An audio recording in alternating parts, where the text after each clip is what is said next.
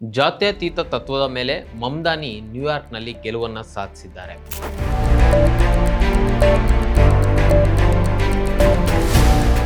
ಜನಸಾಮಾನ್ಯರ ದೈನಂದಿನ ಬದುಕಿನಲ್ಲಿನ ಸಮಸ್ಯೆಗಳ ಬಗ್ಗೆ ಕಾಳಜಿ ವಹಿಸುವ ಮೂಲಕ, ಸೌಹಾರ್ದತೆಯನ್ನು ಕಾಪಾಡುವ ಮೂಲಕ, ಜನಾಂಗೀಯ ದ್ವೇಷವನ್ನು ಒಡೆದುರುಳಿಸಿ ಎಲ್ಲರನ್ನೂ ಸಮಾನವಾಗಿ ಸಮಾಜವಾದಿ ಆಶಯಗಳ ಮೂಲಕ ಒಂದಾಗಿಸುವ ಮಮ್ದಾನಿಯ ಥರದ ನಾಯಕನೊಬ್ಬ ಭಾರತಕ್ಕೆ ಬೇಕಾಗಿದೆ. ಅಮೆರಿಕದಲ್ಲಿ ಆಗಿರುವ ಈ ಬದಲಾವಣೆ ಭಾರತದಲ್ಲಿ ಅಗತ್ಯವೆನಿಸಿದೆ. ವೀಕ್ಷಕರೇ ನಮಸ್ಕಾರ, ಈ ದಿನ .comಗೆ ಸ್ವಾಗತ. ನಾನು ಮನೋಜ್.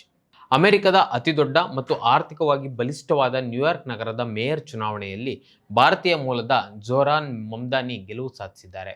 ಭಾರತೀಯ ಮೂಲದ ಮಮ್ದಾನಿ ಡೆಮೊಕ್ರೆಟಿಕ್ ಪಕ್ಷದಿಂದ ಸ್ಪರ್ಧಿಸಿ ತಮ್ಮದೇ ಪಕ್ಷದ ಹಿರಿಯ ನಾಯಕ, ನ್ಯೂಯಾರ್ಕ್ನ ಮಾಜಿ ಗವರ್ನರ್ ಆಂಡ್ರ್ಯೂ ಕ್ಯೂಮೋ ಅವರನ್ನ ಪರಾಭವಗೊಳಿಸಿದ್ದಾರೆ. ಈ ಗೆಲುವನ್ನು ಇತಿಹಾಸ ನೆನಪಿಟ್ಕೊಳ್ತದೆ. ಯಾಕಂದರೆ ಅಮೆರಿಕದ ಕಾರ್ಪೊರೇಟ್ ಲಾಬಿ, ಜನಾಂಗೀಯವಾದ, ಅಲ್ಲಿನ ಶಕ್ತಿಗಳು ಹರಡುತ್ತಿದ್ದ ಇಸ್ಲಾಮೋಫೋಬಿಯಾ ಹಾಗೂ ಡೊನಾಲ್ಡ್ ಟ್ರಂಪ್ನ ಬೆದರಿಕೆ ಇವೆಲ್ಲವನ್ನ ಮೆಟ್ಟಿ ನಿಂತು ಮಮ್ದಾನಿಯ ಈ ಗೆಲುವು ಜಗತ್ತನ್ನೇ ನಿಬ್ಬೆರಗಾಗಿಸಿದೆ.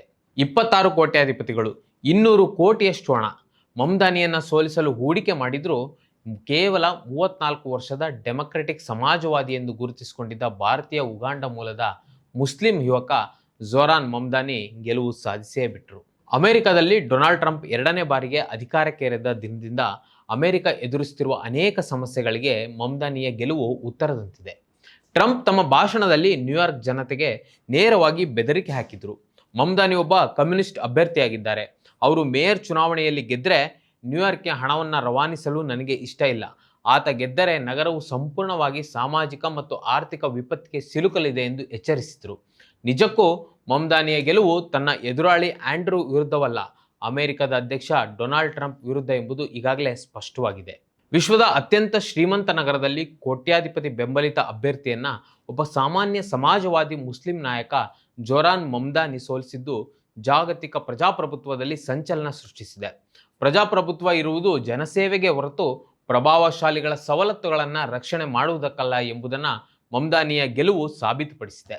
ಗೆಲುವಿನ ನಂತರ ಮಮ್ದಾನಿ ಮಾಡಿದ ಭಾಷಣದಲ್ಲಿ ಸ್ವತಂತ್ರ ಭಾರತದ ಮೊದಲ ಪ್ರಧಾನಿಯಾಗಿದ್ದ ಜವಾಹರ್ಲಾಲ್ ನೆಹರು ಅವರು 1947ರಂದು ತಮ್ಮ ಭಾಷಣದಲ್ಲಿ ಹೇಳಿದ, ಒಂದು ರಾಷ್ಟ್ರದ ಇತಿಹಾಸದಲ್ಲಿ ಹಳೆಯದನ್ನು ತ್ಯಜಿಸಿ ಹೊಸದನ್ನು ಅಪ್ಪಿಕೊಳ್ಳುವಂತಹ ಅಪರೂಪದ ಕ್ಷಣ ಬರುತ್ತದೆ ಎಂದು ಹೇಳಿದ ಸಾಲನ್ನ ನೆನಪಿಸಿಕೊಂಡಿದ್ದಾರೆ.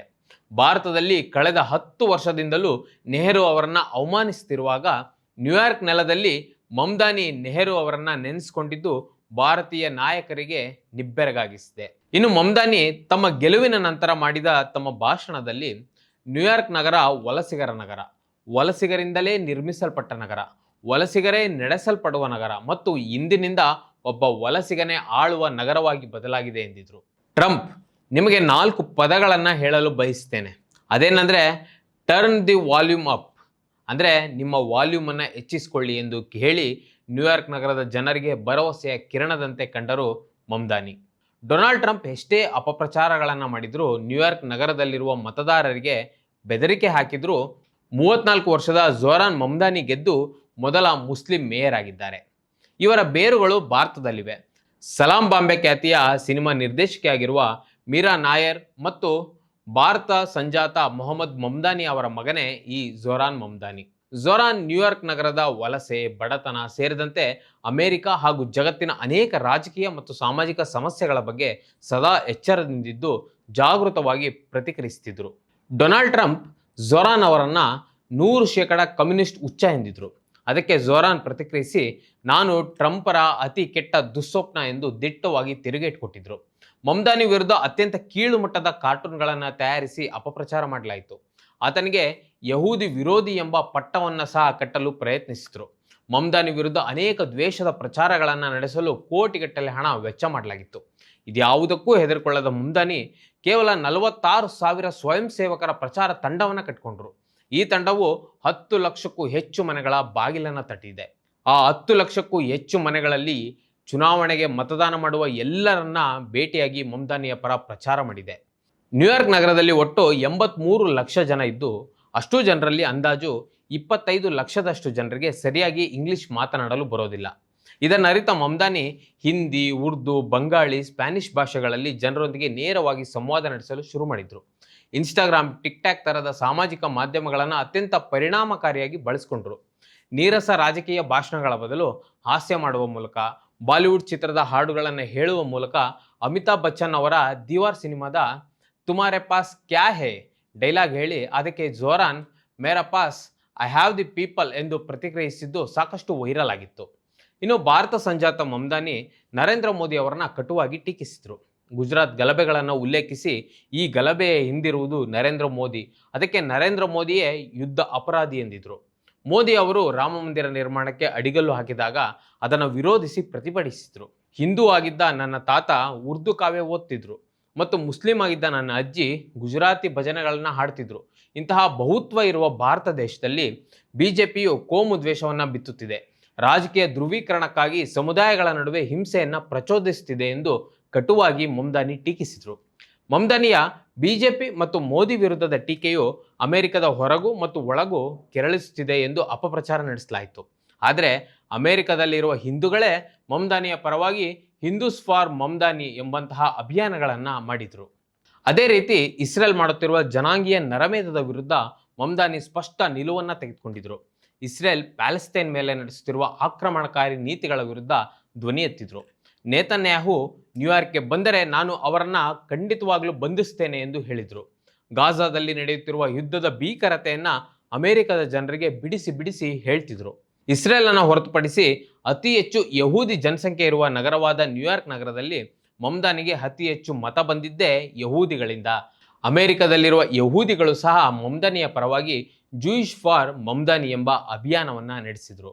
ಇನ್ನು ಮಮ್ದಾನಿ ನಾನು ಯುವಕ, ನಾನು ಮುಸ್ಲಿಂ, ಜೊತೆಗೆ ನಾನು ಡೆಮೊಕ್ರೆಟಿಕ್ ಸಮಾಜವಾದಿ, ಅಂದರೆ I am Muslim and I am A democratic socialist ಎಂದು ದಿಟ್ಟವಾಗಿ ಹೇಳುವ ಮಮ್ದಾನಿ ತನ್ನ ಗುರುತನ ಎಂದಿಗೂ ಮರೆಮಾಚಲಿಲ್ಲ.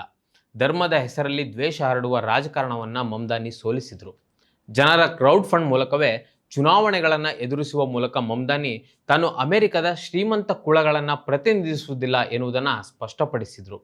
ಸಮಾಜವಾದಿ ಆಶಯವನ್ನು ಅವರು ಚುನಾವಣಾ ಪ್ರಚಾರದ ಸಂದರ್ಭದಲ್ಲಿ ಎತ್ತಿ ಹಿಡಿದಿದ್ರು. ಅಮೆರಿಕದಲ್ಲಿರುವ ವೈವಿಧ್ಯತೆಯನ್ನು ಮಮ್ದಾನಿ ಚುನಾವಣೆಯ ಉದ್ದಕ್ಕೂ ಗೌರವಿಸಿದ್ದಾರೆ. ಇನ್ನು ಗ್ಯಾರಂಟಿ ಭರವಸೆಗಳ ಮೂಲಕ ಜನಮನ ಗೆದ್ದ ಮಮ್ದಾನಿ. ಜೋರಾನ್ ಮಮ್ದಾನಿ ಅಮೆರಿಕದ ಕ್ವಿನ್ಸ್ ಬೀದಿಗಳಲ್ಲಿ ಕಾರ್ಮಿಕ ವರ್ಗದವರೊಂದಿಗೆ ಓಡಾಡಿ ಅವರೊಟ್ಟಿಗೆ ರೋಟಿ ಕಪಡಾ ಮಕಾನ್ ಘೋಷಣೆಗಳನ್ನ ಕೂಗಿದ್ದವರು. ಅಂದರೆ ಮನುಷ್ಯರಿಗೆ ಮೂಲಭೂತವಾಗಿ ಊಟ, ಬಟ್ಟೆ, ಮನೆ ಬೇಕು ಎಂಬ ತತ್ವವನ್ನು ಜಗತ್ತಿಗೆ ಹೇಳಿದವರು ಈ ಮಮ್ದಾನಿ. ವಲಸಿಗರೇ ಹೆಚ್ಚಿನ ಸಂಖ್ಯೆಯಲ್ಲಿರುವ ನ್ಯೂಯಾರ್ಕ್ ನಗರದಲ್ಲಿ ಜೀವನ ವೆಚ್ಚ ಭಾರಿ ದುಬಾರಿ, ಜೊತೆಗೆ ವಲಸಿಗರೇ ಹೆಚ್ಚಿರುವ ಇಲ್ಲಿ ಬಾಡಿಗೆ ವೆಚ್ಚ ಹೆಚ್ಚು. ನ್ಯೂಯಾರ್ಕ್ನಲ್ಲಿರುವ ಬಹುಪಾಲು ಜನರಿಗೆ ಸ್ವಂತ ಮನೆಗಳಿಲ್ಲ. ಅಂದಾಜಿನ ಪ್ರಕಾರ 20 ಲಕ್ಷದಷ್ಟು ಜನರು ದೊಡ್ಡ ದೊಡ್ಡ ಬಾಡಿಗೆ ಅಪಾರ್ಟ್ಮೆಂಟ್ಗಳಲ್ಲಿ ವಾಸಿಸುತ್ತಿದ್ದಾರೆ. ಅದಕ್ಕೆ ಬಾಡಿಗೆ ಹೆಚ್ಚಿಸುವವರಿಗೆ ನಿಯಂತ್ರಣ ಹೇರುವ ಮತ್ತು ಅಲ್ಲಿಗೆ ವಲಸೆ ಬಂದಂಥ ನಿವಾಸಿಗಳಿಗೆ ಕೈಗೆಟುಕುವ ದರದಲ್ಲಿ ವಸತಿ ಕಲ್ಪಿಸಿಕೊಡುವ ಭರವಸೆಯನ್ನು ಕೊಟ್ಟಿದ್ದಾರೆ. ಅದಕ್ಕಾಗಿ ನ್ಯೂಯಾರ್ಕ್ ನಗರದ ಜನರು ಎದುರಿಸುತ್ತಿರುವ ಆರ್ಥಿಕ ಹೊರೆಯನ್ನು ಇಳಿಸುವುದಾಗಿ ಮಮ್ದಾನಿ ಹೇಳಿಕೊಂಡಿದ್ದಾರೆ. ಇನ್ನು ನ್ಯೂಯಾರ್ಕ್ ನಗರದ ಭದ್ರತೆಗೆ ವಿಶೇಷ ಗಮನ ಕೊಡುವುದು, ಜನರ ಜೇಬಿಗೆ ಹೊರೆಯಾಗದಂತೆ ಸ್ಥಳೀಯ ಆಡಳಿತ ಮಾಲೀಕತ್ವದ ದಿನಸಿ ಮಳಿಗೆಗಳ ಸ್ಥಾಪನೆ, ಸಾರ್ವಜನಿಕರಿಗೆ ಉಚಿತ ಸಾರಿಗೆ ವ್ಯವಸ್ಥೆ, ಕಾರ್ಪೊರೇಟ್ ಶೋಷಣೆಗೆ ಕಡಿವಾಣ ಹಾಕುವುದು, 5 ವಾರಗಳಿಂದ 5 ವರ್ಷದ ಮಕ್ಕಳ ಆರೈಕೆಗೆ ಯೋಜನೆಯನ್ನು ರೂಪಿಸುವುದು, ಸರ್ಕಾರಿ ಶಾಲೆಗಳಿಗೆ ಸಾಕಷ್ಟು ಅನುದಾನ ಮತ್ತು ಸಂಪನ್ಮೂಲಗಳನ್ನು ಹಂಚಿಕೆ ಮಾಡುವುದು, ಶಿಕ್ಷಕರ ನೇಮಕಾತಿ, ಅವರಿಗೆ ಪೂರಕವಾದ ತರಬೇತಿ ನೀಡುವುದು ಸೇರಿದಂತೆ ಮಕ್ಕಳಿಗೆ ಉಚಿತ ಶಿಕ್ಷಣ ನೀಡುವ ಅನೇಕ ನೀತಿಗಳು ಮಮ್ದಾನಿ ಗೆಲುವಿಗೆ ಸಹಕರಿಸಿದ್ವು. ಈ ರೀತಿಯ ಅನೇಕ ಘೋಷಣೆಗಳು ನ್ಯೂಯಾರ್ಕ್ ಜನರ ಮನಸೆಳೆದವು. ಮೇಲ್ನೋಟಕ್ಕೆ ಈ ನೀತಿಗಳು ಒಂದು ಕಲ್ಯಾಣ ರಾಜ್ಯವನ್ನು ನಿರ್ಮಾಣ ಮಾಡುವ ಪರಿಕಲ್ಪನೆಯನ್ನು ಹಾಕಿಕೊಡ್ತವೆ. ಬಹಳ ಮುಖ್ಯವಾಗಿ 85 ಲಕ್ಷ ನ್ಯೂಯಾರ್ಕ್ ಜನರ ಮೂಲಭೂತ ಸಮಸ್ಯೆಗಳನ್ನು ಪುನರಚಿಸಲು ಈ ಭರವಸೆಗಳನ್ನ ಕೊಟ್ಟಂತಿದೆ. ಇದರ ಮೂಲಕ ಸಮಾಜವಾದಿ ಸಿದ್ಧಾಂತದ ನಿಲುವನ್ನು ಸ್ಪಷ್ಟವಾಗಿ ಬಲಪಡಿಸಿದಂತಿದೆ.